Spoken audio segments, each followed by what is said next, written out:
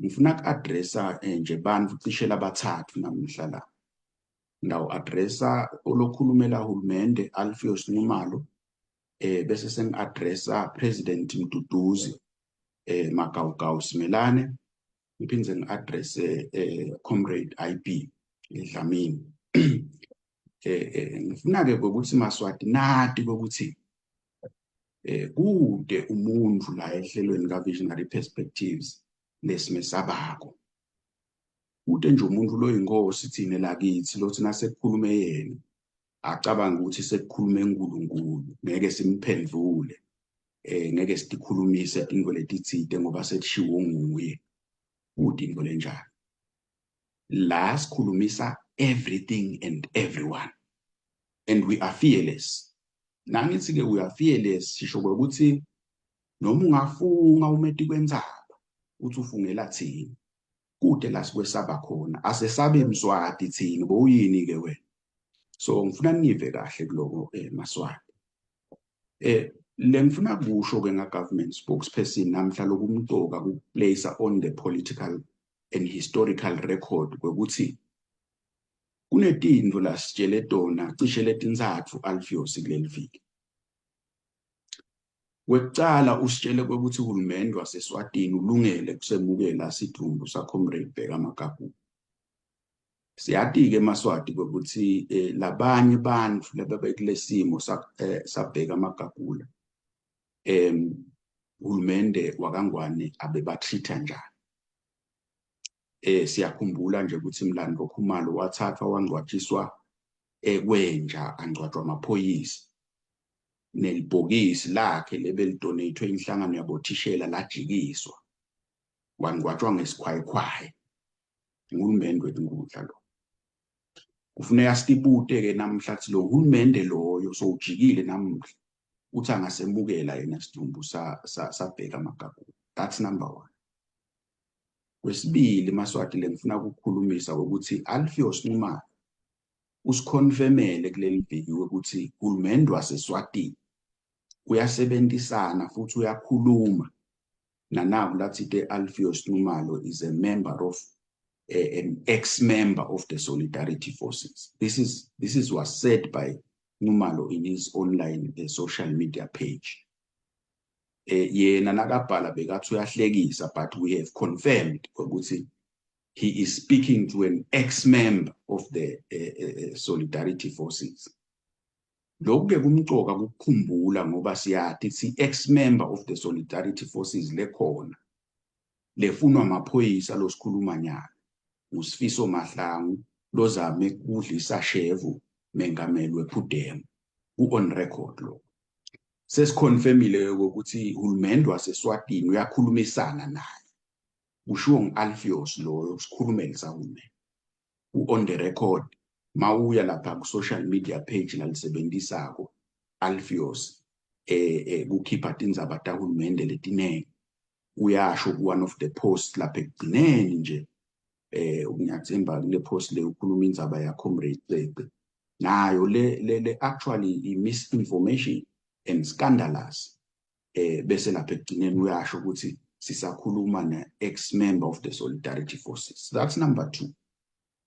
Kwesithathu lesingakusho ukuthi sikonfirmile kuleli viki, and lena-ke indzaba lenkulu kakhulu ngoba iphume ngisho kubo-Times.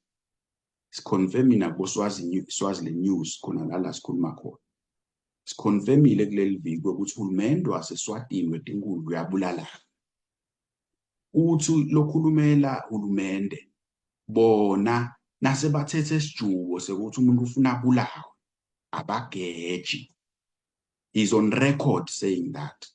This is the government spokesperson in his own words quoted to say that the government that he represents does not miss a target once it is decided that someone must be eliminated. This is a government spokesperson that has said this to us as a people of the country. So kusukela namuhla Maswati akungabi khona idoubt etingcondweni tenu ngokuthi uhulumende waseswatini uyabulalana. Uthi nase kavumelene ngokuthi bani fanele abulawe akageji. Kusho sikhulumele sahulumende lo. So sifuna kwenda ke thina la ehlelweni lo kube on the record Maswati ngoba lo hlelo lo lisalwendela kona ukuthi tindzaba tepolitiki elive sitikhulumise siti-ventilate ngendlela lonke eliswati lelitawukhona ukuthi iconza.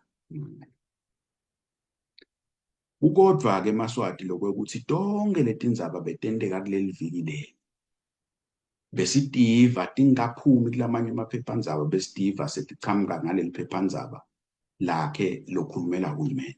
Ukodwa lo ngingathi-ke ngoba le ndzaba lesikhuluma ngayo mshito ukuthi ya-investigate akukamele ukuthi siyikhulumise siyisike lapha nalapha, but your guess is as good as mine ukuthi kwendekani. Bese ngiyendlula-ke Maswati ngifuna ku-addressa naba baholi lababili njengoba ngishito. President Mduduzi Magawugawu Similani ngitanibopha nje ngelibhande linye na-IB ngithi kini in very unequivocal terms kwekuthi nibadzala. IB, you turned 60 this year. In fact, last month you turned 60 years old. Lokusho ukuthi unetimvu nyalo mbambamba nje. Kube mhlawumbe akusiyo ukuthi uyadala inhloko ngase yadibona unetimvu letimhlophe. President Magawugawu, the same. You are turning 51 this year. In fact, next week.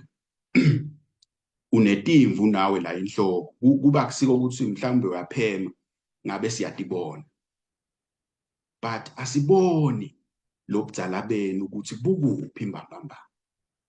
You are not acting like mature and decent and seasoned politicians. And this must stop. We must call you out for the nonsense that you are doing. Nine nobabili collectively, you are behaving like children. Nianvanata.